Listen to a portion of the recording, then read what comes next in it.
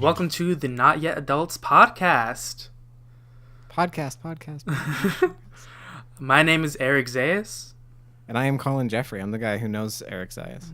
Yes, and we both are recent college graduates who are just figuring out how to be adults and decided we should start a podcast, and that's this. That's this. I love how, like, in like the 10-year retrospective for this podcast, they're going to be like, they were moving up the charts faster than anyone. Nobody knew this was going to happen. They had some killer strategy. And no, it was literally like, hey, dude, we get along really well and we have similar senses of humor and we work together really well. We should start a podcast. That was literally it. And I love how optimistic you are, that you're already thinking 10 years ahead. And I'm thinking, I just hope we have a second episode. Dude, we're gonna have at least 4 second episodes. That's my prediction. Okay, at least. Great. Maybe more. Awesome. So, Eric, for all the little boys and girls and folks at home, what the heck is this podcast? What are we doing here? Yeah, we're just, like I was saying, discussing what it's like trying to be adults. We're done with the safety net of school, and now it's time for us to join the workforce, whatever form that may take, and use these degrees we've worked on getting for the last couple of years to just be an adult. And, you know, I have to learn how to cook, finally. Oh, no. I know how to do the laundry. Yeah, we both, well, that's, that will probably be an episode we can talk about. And yeah, I guess, like, I'm thinking this episode we talk about what happened after college. Okay. And, like, where we're at right now, living situation, life situation. I like that. So, a little bit of background just for people who didn't go to school with us or whatever. So, you and I both went to Pacific Lutheran University. Yes. And we both just graduated. And now we're, like you said, we're both at home living with our parents. So we kind of thought that this episode, a good place to start, and, you know, maybe we'll have official topics for all the episodes. Maybe we'll just kind of be free form. We're still figuring this out. It's very much in its embryonic stage. Yeah. But this week we were kind of talking about coming home and what that's like post-college and sort of how it's how interesting it can be adapting to being back with your parents again. Eric, what's your experience been like, buddy? We've been home for a month and a half now, so we have that much time of being a quote unquote college grad under our belt. What's that been like for you? Well, for me, it has felt like I've come full circle and I've basically gone back to basics. Before going to college, I lived with, you know, my family, my mom, dad, and my sister, and we all lived in the same house. And then my sister and I, if memory serves me well, which it doesn't, she moved out first, and then I moved out pretty soon after. And so for a while, my parents have had the house to themselves. My sister moved in with her friend to be close to work. I moved out to be close to college, to live on campus, and also to learn what it's like to be out of the house and be independent, whatever that looks like when you're still financially dependent on your parents in a big way. That's the weird part about college, right? Is that you're out on your own, in quotes, and like you make your own schedule and you can do whatever you want whenever you want. But also it's like, hey, mom and dad, thanks for, you know, paying for everything still and like helping me do all this. And like it's very much like you have one foot out of the nest, but you're still very much dependent on them at the same time. Oh yeah, we're like dogs out of the kennels but still on leash, although that's a great metaphor works. No, that is honestly a perfect way to put it. It really and is. So now that I'm done with college, I moved back in with my parents in the same house, and my sister has recently also moved back in, and so the whole family's back together, and it's like, I guess you could say, like a pessimistic way of looking at it would be, it's like a step backwards, but for me it's just like kind of resetting and restarting at the beginning of this like known place I've lived at Sure. It's kind of going back to basics a little bit and recuperating. I mean, okay, I've made a big step forward in my life. I'm going to go back to something familiar for a little bit and kind of figure out what the next step forward is. Kind of figure out what that looks like. Exactly. How's your experience been? I mean, pretty similar. I'm the oldest of my 3 siblings, so it's or 2 siblings plus myself. So I don't have the experience you're going through in that my older sibling just moved back in as well. So I think I'm in a little bit of a different position. But I mean, I think you kind of hit the nail on the head for how I'm feeling, and if our folks ever listen to this, no disrespect, but it does feel like a step backward in a lot of ways because, and I don't want to, beat this issue to death, but like we had all this freedom at college and we had, our own schedules and our own times and all this stuff. And now we're back with our folks where it's like you can do a lot of the same things, but you have to understand the impact that has on the people around you. Yes. And when you live alone or in a college dorm, you don't necessarily have to think about a lot of those things. You kind of just do whatever. And even if that's not necessarily realistic of how real life is, it's weird adjusting to that because, like I live in my parents' basement now, and whether it's what we're eating that night or how loud I'm listening to music or whatever dumb stuff and sometimes more serious stuff, but you have to constantly take into account these people that you kind of forgot what it's like to live with in the last few years. Yes, and like as soon as you get used to this, like I can do things my own schedule, I can do things my own time, I can invite people over whenever I want, I can like go out and I can still like go out of the house whenever I want, but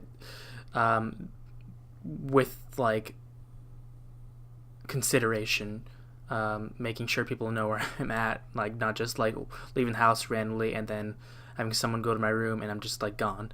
It's like, oh my God, what happened to Eric? Did he die? He just did he disappear? vanished. Is it the Infinity War ending? Is he gone? Spoilers. Yeah. Well, I didn't say who disappeared. Spoilers. Every single character. They wiped out the entire cast. Every single one. It's just like, how do I say this? It's like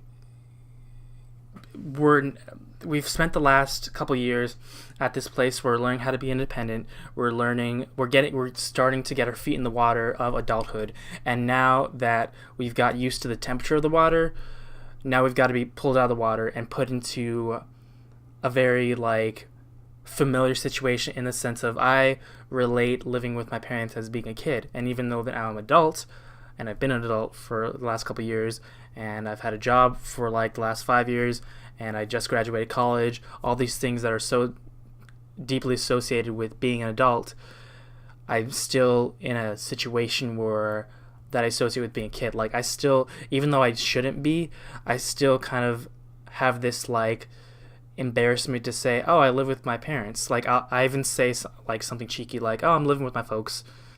Well, and like to address like the elephant in the room, you and I are both on the tail end of the millennials, and it's not uncommon for a millennial to live at home till they're 25.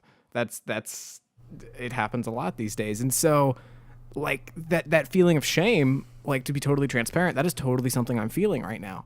Is like, okay, I'm a college grad, my parents aren't charging me rent yet, I'm just kind of here, it's and I know I'm making strides to find a long-term job that I really want to do, but I still feel this feeling of guilt because it feels like the ride's over. I need to be getting on. You feel kind of like a mooch, right? I do. At least that's how No, I totally do. And it's like, they've already done so much for you, and you're like, okay, now I'm just here again, even though a lot of people my age are already out on their own. It's weird. And it's also like there's this stereotype and this stigma of the 30-year-old adult living with their parents. We're not 30s, but like we're in our 20s, like early to mid 20s. You're 20, I'm 23, and we are moved back in with our parents, which in like this economy and in this like generation is a totally normal, acceptable thing, but still because of past generations and like that social stigma and that sort of stereotype of, after college so and so moved back with their parents and just stayed there, and now they're in their 30s or 40s and they're still living in their parents' house and refusing to leave. And that's like, I don't think I'll end up like that, but there's like, because I'm still living in my parents' house now, even though it's only been a month and a half since college graduation, Right. I still have that paranoid fear, and that like, now that I'm back, I'm already like eager to leave. Not because I have any problems with my parents. I love my parents. I love living back home. I'm very comfortable here, and it's very welcoming here. But this just seems like something child Eric would do, and adult Eric needs to go out, find an apartment, first get a job that I can pay rent and utilities for an apartment, then get an apartment. Then, I should also probably learn how to cook and feed myself. That's an important thing. And just, it's time for me to become self-sufficient, because I haven't been that way really ever. At the risk of sounding like an underqualified therapist here, like you mentioned kind of like feeling like adult Eric, like you have to make this next step. Do you think that's realistic? Like, because I guess, does adulthood happen that way? Do we take these quantum leaps where it's like, okay, we are now a level 4 adult because we did this thing, or is it more gradual, It's definitely more gradual. It's just, there's a part of me that's like, there's not really, how do I say it? There's teenagers, which are supposed to be the transition from childhood to adulthood, which we are past.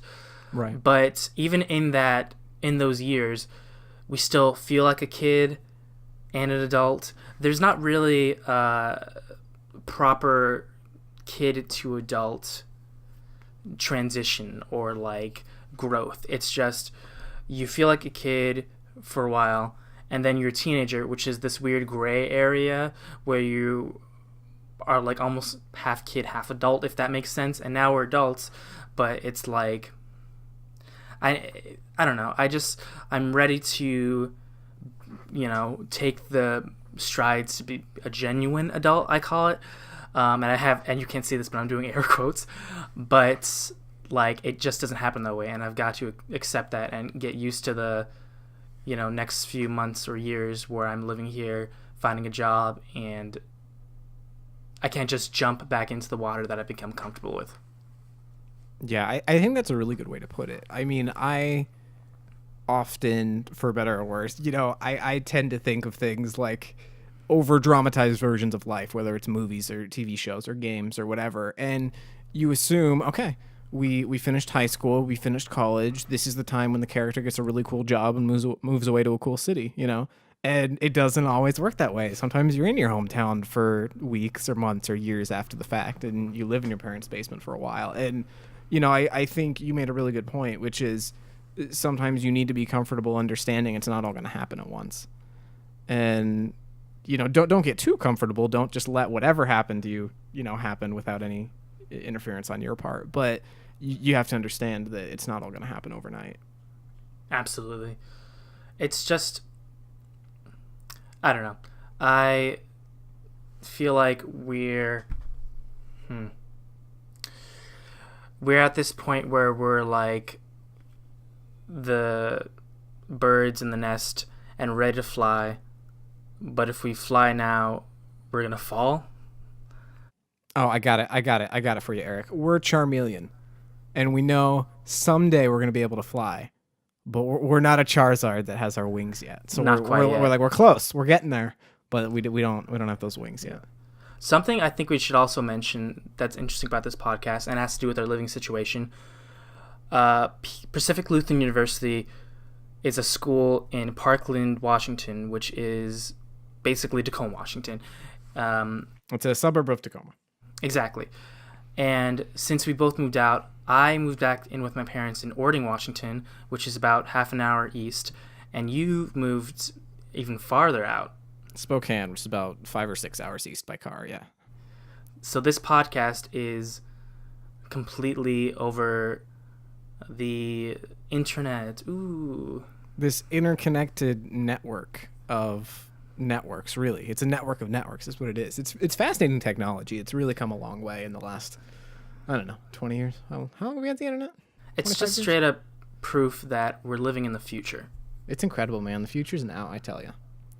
I tell you what, it's crazy. And even though we're hours away, I might as well be sitting at a desk right across from you. Oh, is this going to turn into like a police song where it's like every breath you take, every move you make? Yes, just a little bit less stalkerish, hopefully. Yeah, this is that weird thing where like every police song you read the lyrics and you're like, oh wow, that's out of context. That's troublesome. Yeah, that's really bad. Eric, you mentioned something that kind of struck a chord with me. You said kind of a genuine adult, like you're kind of trying to get to that level. For you, what does that look like? When are we genuine adults? That's the thing. Like I've watched a lot of TV, and there's always this kind of trope with certain characters in like comedies of an adult that feels like a child. And like I think the term genuine adult is probably a fallacy. It's probably not like, I don't think, I mean, you can like grow up and have kids and live in a house and you can still feel like you don't know what you're doing. And to me, a genuine adult is someone who's like got their stuff together where they don't feel like that anymore. But I don't think that ever happens. I just want to get to the point where I'm self-sufficient. And like to me, being a genuine adult also extends to like having your ducks in a row and your affairs in order. Literally adopt a large variety of ducks and make sure that they're lined up very, very properly. Feed them regularly. Yeah, absolutely. Yeah, I don't know, because it is so subjective. Of like, just because you're 35 and have a mortgage and a wife and 2.4 kids and a white picket fence or whatever, that doesn't mean that you have everything figured out. In fact, it probably means you don't, because the more steps you take in life and the more things you achieve and the more kind of life monuments you take up, probably the more confusing things gets, because you're going through more things. And if you ever get to a point where you're like, okay, I got it all figured out, I did it, you're probably not living much of a life, because you're not getting outside of your comfort zone and trying new things. So I don't know if you ever get to that point, or if any of us ever get to that point where you feel like you really have a handle on it. So maybe it's just kind of accepting, hey, it's right around the time I feel like I do, it's all going to change anyway. So try not to get discouraged when you fall and slip up, and just understand that, you got to keep going. Yeah, and quite frankly, if you are in a situation where you end up with 2.4 kids, you definitely don't have your stuff together. Because how do you end up with 0.4 of a kid? Yeah, sorry to anybody who's suffering out there, but like, man, that's not good. My heart goes out to you. Yeah, really. I mean, one kid is plenty, and now I get an extra 0.4 kid. That's too much. I can't do that. Yeah, genuine adulthood. That's the goal. That's like the next step. That's really giving me my next like college graduation. Because like when I started college, and what I mean by that, when I started college, I was like, okay, this is the beginning of a new goal, a new mountain to climb. It's going to be 4 years where I start with just having a high school education and I end with having a college education, which means this, and that. The next step is, okay, now that I've graduated college, I need to be a genuine adult. That's right. The next hurdle. And that means getting a good paying job. That means moving out. That means this, and that. But the thing is, there's no structure to becoming an adult. There's structure to high school. There's structure to college. But there's no, classes you can take on being an adult that you either pass or fail or get a certain grade with. There's no GPA to being an adult. There's no certificate when you finish adulthood. So the next chapter or novel in this book of life I'm living, that sounds so pretentious, but you know what I mean. There's not really a clear ending. I mean, the ending realistically is death, well, as dark as that sounds. But from getting where I am to this genuine adulthood, whatever that really means, I'm not even sure what I mean by that. That's the next challenge. Yeah, I think that's a really good metaphor. Just to kind of piggyback off of that, I read this novella one time. It was 100 pages, and it was really bizarre because there was no title page, there were no chapters, and there were no page numbers. You just it's just almost like, I mean, it's still a book. There's still things happening and there's a plot and order, but there's no way to really track your progress. Okay. And if we're kind of using like the metaphor of life is a book, that's kind of what it makes me think of. It's like there's not really a hard chapter break. There's not really, set portions or anything, except for maybe in hindsight, you can look back and say, okay, that was one portion of my life. That was another portion of my life. But as you're going through it, it really just is this amorphous blob of things just kind of all happening to you at once. And you don't really know till after they've happened. It's like, oh, wow, that really had a big effect on me. Or, oh, wow, that was really a waste of time or whatever. You don't really know that till hindsight. Starting, like, going through school, you can look ahead and see the end, the, like, finish line, like, how far you have to go and what you have to do to get there. With adulthood, you don't really understand, like, the finish lines you get through for like the goals you have in life until you've already passed them. It's looking back in retrospect when you realize, oh yes, this was a big page turn in my life. This was the end of one book at the beginning of another. This was a big chapter break. But that's only something you see like years later when you look back. And growing up, I feel like a lot of people, myself included, like they're kind of looking for that validation of, okay, I finished this chapter. Okay, I did this thing. I made this next step. And like, as we're kind of talking about, it really isn't like that. It is this very gradual thing that happens almost at a glacial pace. And, every now and again you take a quick little step forward and sometimes you take a few steps back. But it doesn't happen in a way that you can just see it immediately for most people. It does take time. And that can be kind of discouraging when you're growing up because it feels like you're not getting anywhere, even though a lot of time is, going by. Absolutely. And like being a child also just feels longer because you're younger. Oh my God, yeah. And you've lived less life to have, like, each year is like a bigger percentage of your life. Whereas when you're older, it's the opposite. Each year is a smaller percentage. So as you get older, the years fly by. And that's another thing we have to consider that is, I guess, a part of adulthood that should be considered. From here on out, the years are going to speed up and get faster and faster. And so we have all these goals, and if we, like, sit around and wait for stuff to happen to us, we'll just sit around and life will keep moving and we'll keep getting older. But in order for us to, like, get to the place in life we want to go, we have to stand up and walk through the sludge and run through the doorways and push open doorways and knock over doors. I don't know why I'm stuck on doors in this metaphor, but you know what I mean, to get to the place we need to get to before life is like, oh, it's been 30 years and you're still working the same job. Oops. You know. And that's exactly it. Is you mentioned pushing your way through stuff and knocking down doors and stuff, and that sounds kind of visceral and violent and like, oh man, you're actually kind of fighting life right now. And that's exactly how it is, because if you get too comfortable where you're only walking through the doors that are opened for you and you're only looking at the doors that are right in front of you, then, like you mentioned, 10 years can go by and you're still at the same job and you're still in your parents' basement and you haven't really done anything with that college degree. And you're like, man, what the heck happened? I'm 30 now, or early 30s now, and I don't really have anything to show for it. And that is really scary to think about, but it's also the easiest thing in the world to let happen. It's just continue on the exact trajectory you are on right now, and that is exactly what will happen for both of us and a lot of people. And that's really scary to think about because, change isn't just going to happen. You kind of have to seize it by the horns and say, I'm going to make this thing mine. I'm going to do it. And that's really scary. Yeah, getting comfortable is like a genuine fear I have because, like you said, it's the easiest thing in the world to just stay at the same job, pick up more hours, not end up doing anything with your college degree because it would cause you to get like a career job and have to do things that are new and unfamiliar and scary and difficult. Yeah. But that's the next step in life. That's the next hurdle. Putting yourself in uncomfortable new positions and places in life and facing new difficult challenges that are unexpected, that could, put you in places that you're like may feel not prepared for. Right. But the alternative is just staying in the same place and waking up one day and you're just like, I didn't do anything with my life. And that's really the scariest thing is having that moment. of like crap. Where did it all go? Honestly. Yeah.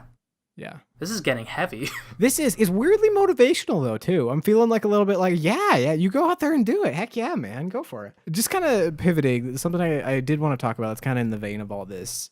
We mentioned, going back home and we're with our folks again. How have you noticed, if at all, maybe it hasn't at all, but how have you noticed your relationship with your parents has changed since you graduated? My relationship with my parents has always been a pretty like casual one for the last couple of years, and this casual in the sense that there's not like, I don't know, they're not super strict, and I think they see me as an equal to an extent. I mean, as much as a parent and a child can see each other as equals. Like, I'll like make like inappropriate jokes with my parents that some of them I wouldn't even make with my friends and stuff, and like so that relationship was, I think it existed before I even left for college, but now that I've finished college and I've started new life things, like a new relationship that is pretty recent and that we'll probably talk about in another episode, and that I've had a job for a few years, like they've definitely been through that like a million times over, and I'm still like new to a lot of the things, but I think that the relationship is good, and it's very much it feels like peer-to-peer relationship as much as that can be with a parent and a child. What about you? What about your relationship with your... I mean, I think you kind of hit the nail on the head there in a lot of ways. I don't know if I necessarily, for my relationship with my parents, would say peer-to-peer, but it feels more... I don't really know what the... It's like when you're a kid, like you kind of look up to your parents, and I don't necessarily mean that you admire them. I just mean that like you literally look up to them. Like they are this kind of towering presence over you because they have so much control over your life. And when you go away to college and you're kind of out from under their thumb for the first time, and you're going out and doing things and experiencing things and seeing things you haven't before, you kind of just, your whole perspective changes, at least for me. And it's weird because now I see them not necessarily as my parents. Obviously, they'll always be my parents, but I see them more just as people. And like, oh, they have like interests that I never even noticed or cared to ask about, and like, oh, they have like real person flaws that I never really thought of as flaws because they were my parents and they were just doing parent things.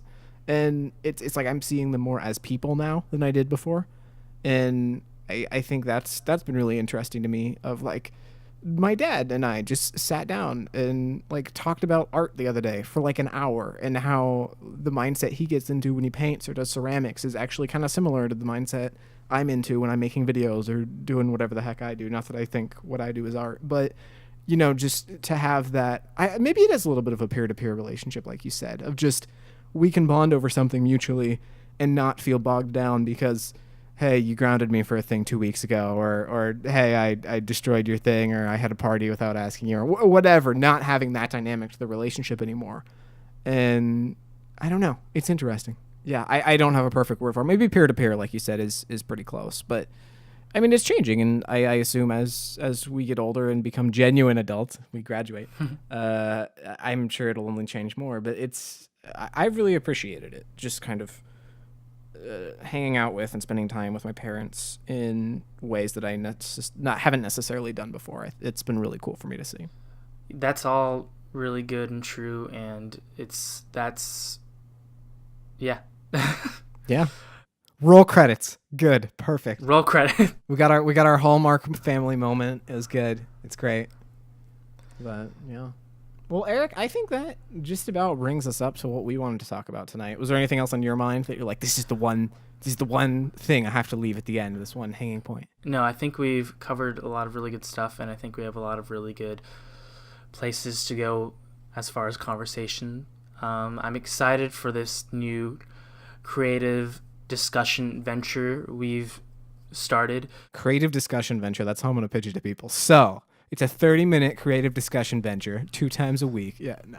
And you said this before we started, but we really don't have a lack of material to talk about, because this is just our lives, and this is our experiences, and this is our lives going forward. Yeah, and I mean, I don't know if I'd necessarily say this is an advice show, but it's I think it's probably closer to just kind of a conversation more than anything. Yeah. But it is very open-ended. You know, we're not pretending to be like, so this is what you do when you're 18 to 22. This is how you figure it out. It's like, hey, we're living it, man. We don't really have the answers either. We're going through it, and we're kind of just two friends hanging out, talking about it as it happens and dissecting it. And you know, I'm sure it'll change and adapt as we go, but it's an idea that we're both really excited about, and we hope that anyone who's listened this far will continue to listen because we're really proud of it. Absolutely. We're figuring out just like a lot of you are. Yeah. I think that puts us in a good spot to wrap up. I know you have a list of the places online that people can find us. Eric, I have so much propaganda for people that wouldn't even believe it. Like we are going to blow up your phone with notifications. So turn them all on, max volume when you're in a public place. People ask you, why'd your phone just go off 30 times? You tell them it's the Not Yet Adults podcast. That's why my phone just blew up. But no, so we're kind of talking about the cake as it's in the oven, so to speak. We don't have everything finalized yet. But knock on wood, by the time this episode goes up, we should have all our social accounts. So we are at Not Yet Adults on Twitter, all one word. Instagram is Not Yet Adults as well. YouTube is Not Yet Adults, but there's a space between each word. We also have a Facebook page for Not Yet Adults, and I'll link to these places, as many places as we can. And as of right now, the podcast is on Apple Podcasts and on SoundCloud. And we're trying to get to as many places as we can, but this is kind of a new thing for us. So bottom line, if there's a place you'd like the podcast to be that we haven't thought of, let us know. Message us on Twitter, Instagram, or whatever's easiest for you, Facebook.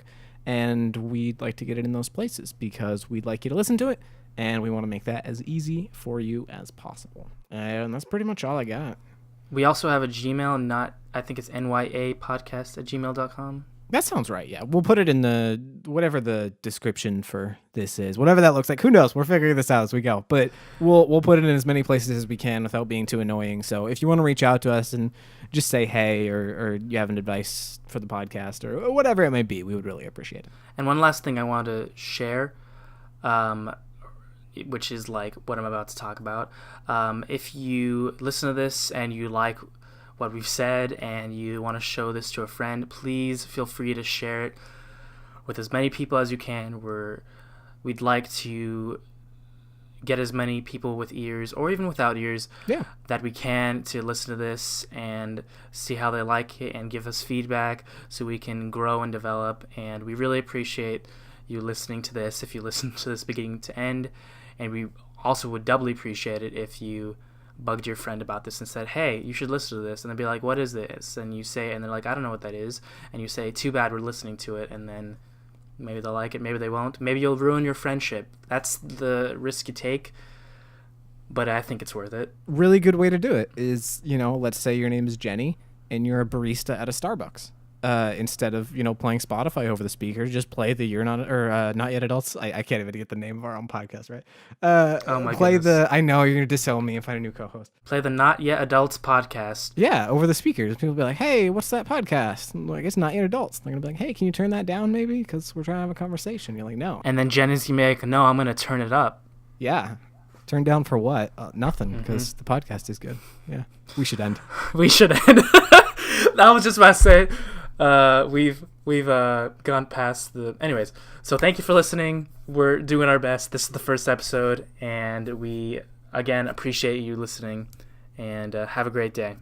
Have a great day.